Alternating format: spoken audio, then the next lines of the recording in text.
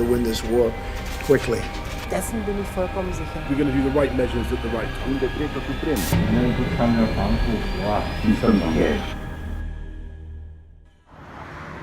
Bonjour à tous, je suis Margot et bienvenue à Bogota en Colombie. Alors je mets un masque parce que je me suis fait engueuler hier en sortant dans la rue sans en avoir. Donc j'ai décidé que maintenant j'allais mettre le masque pour respecter des règles non pas obligatoires mais recommandées. Et là il faut que j'aille payer ma facture d'eau. Alors les rues sont relativement vides, mais les seuls qui ont le droit de sortir ce sont les livreurs à domicile. Voilà, comme ce jeune homme.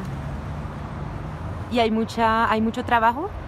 Pues sí, en realidad sí. Sí, tenemos trabajo todo el día porque la gente no puede estar saliendo de sus casas. Alors c'est intéressant parce que les bus disent lave-toi les mains, lávate las manos. Voilà, on fait de la prévention comme on peut à tous les niveaux. Se dice que no se tiene que salir de la casa porque usted sale. Pero lo que pasa es que yo trabajo, vean mi carne. Entonces por eso pude salir, si no, no puedo salir. ¿En qué trabaja, señora? En aseo. Yo trabajo en un edificio haciendo aseo. Entonces a las que hacia ahora sí nos toca trabajar. Alors là, on est arrivé devant le supermarché, probablement l'un des plus huppés de Bogota, où on a même mis des chaises pour pouvoir attendre. Et là, de ce côté-là, vous avez donc tous les livreurs, puisque les gens n'ont pas le droit de sortir et qui vont donc faire les livraisons à domicile. Là, je fais la queue pour entrer dans le supermarché pour pouvoir retirer de l'argent et payer mes factures. Ici, à la frontière franco-belge, les choses ont changé car la Belgique a décidé de fermer ses frontières. Il m'est donc impossible maintenant de traverser la rue pour me rendre de l'autre côté, donc du côté belge, sous peine d'avoir une amende qui peut aller jusqu'à 4 000 €. Alors, ce qui est dommage parce qu'en fait, derrière, il y a ma boulangerie et ma boucherie. Donc maintenant, je dois prendre la voiture pour aller dans un supermarché qui est en France. Et sur les axes principaux, la route est totalement barricadée, notamment car cette route mène vers des marchands de tabac très prisés ici le long de la frontière. Et petit détail amusant, il y a ici un panneau qui indique que la friterie qui se trouve juste derrière reste ouverte.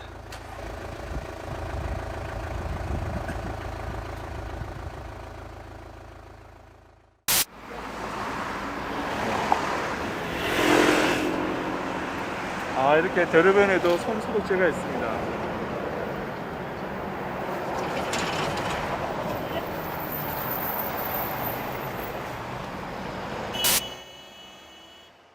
Nous voilà au plus grand marché de Bogota qui s'appelle le marché de Palo Quemado et je vois que les policiers sont de très bonne humeur. Donc comme vous pouvez le voir, le marché est ouvert. On va voir un petit peu si les étals sont toujours aussi pleins qu'à l'accoutumée et voir un petit peu si la sécurité d'hygiène est respectée. Alors en effet, il y a un peu moins de monde que d'habitude, néanmoins quand même, ça fait quand même assez plein moi je trouve. Et surtout, il n'y a du coup aucune distance ici de sécurité qui est respectée entre les uns et les autres, mais bon. El problema es que aquí entra mucha gente, amor.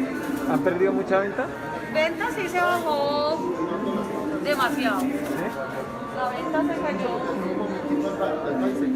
Pues usted, señora, cuéntame cómo le ha ido en esta temporada un poquito complicada del coronavirus. Pues bien, afortunadamente bien aquí trabajando con domicilios en casa.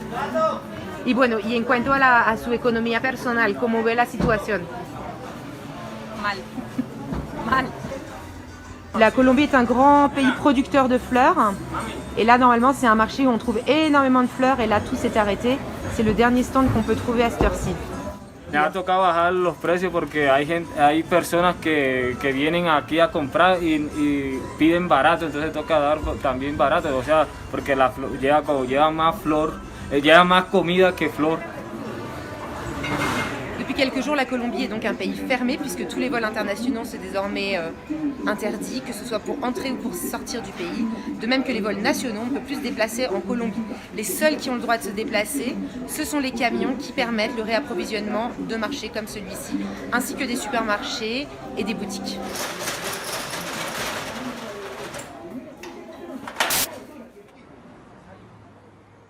Alors bonsoir, je suis à Kyoto au Japon, il est un petit peu plus de 21h. Je suis dans le quartier de Kiyamachi qui est un spot très connu pour ses sakuras, ces cerisiers dont la période de la pleine floraison vient de commencer.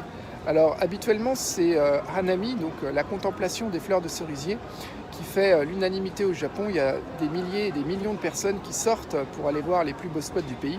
Ce soir à Kyoto, évidemment, c'est beaucoup plus calme compte tenu du contexte.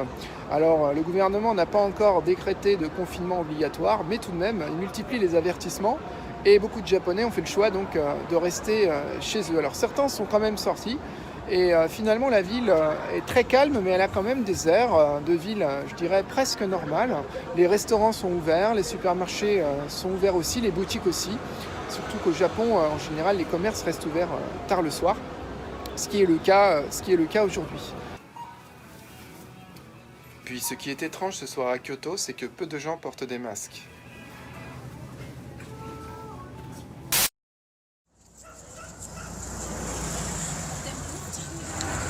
Sur la grande île, le confinement a été instauré le 23 mars dernier dans les deux plus grandes villes du pays, à Tamatave, d'abord la cité portuaire de l'île, mais également Antananarive, la capitale, là où je me trouve.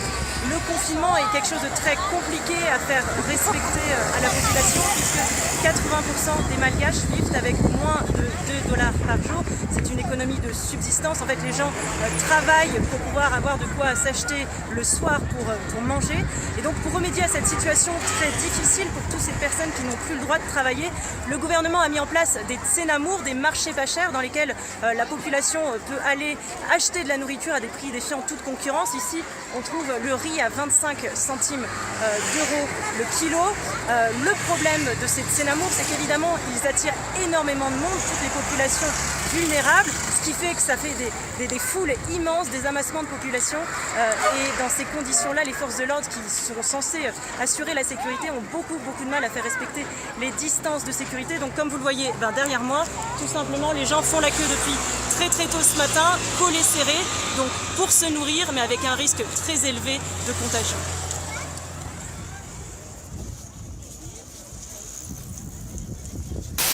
Alors, malgré l'interdiction de circuler dans Bogota, on est quelques-uns à pouvoir se déplacer. Donc j'en profite pour amener un petit marché à la gardienne de mon immeuble ainsi que son salaire parce qu'elle n'a pas de compte en banque pour qu'on lui vire son argent. Donc là, ça change un peu d'ambiance. On arrive dans les quartiers des Cerros de Bogota, les quartiers qui sont accrochés à la montagne et qui sont généralement un peu les quartiers les plus populaires de la ville.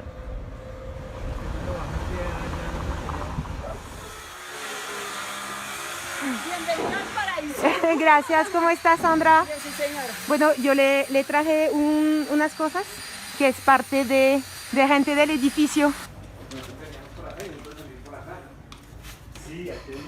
Se ha subido la policía, ha estado muy pendiente. La gente pues nos ha ayudado, a todos, más que toda la gente que más lo necesita, porque pues gracias a Dios pues yo tengo mi trabajo, pero hay mucha gente que se quedó sin trabajo. No les está llegando mucha entrada.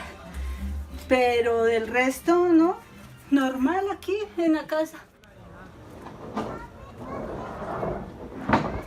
Alors Sandra et son mari sont assez contents qu'on soit venu leur rendre visite et ils veulent nous faire un petit tour du quartier et nous montrer, nous faire admirer la belle vue qu'on peut avoir ici sur Bogota.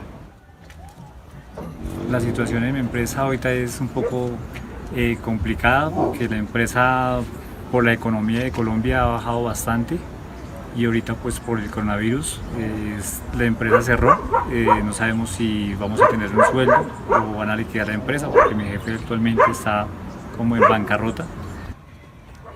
En Colombie, il y a une très forte inégalité. Bogota, c'est une ville d'environ 8 millions d'habitants et c'est un pays où il n'existe en gros pas de sécurité sociale, pas de chômage. Donc évidemment, le coronavirus, ça met également beaucoup de familles au chômage technique et ce qui pourrait être dans les semaines qui suivent, si ça se prolonge, quelque chose qui pourrait devenir peut-être vraiment préoccupant pour ce pays.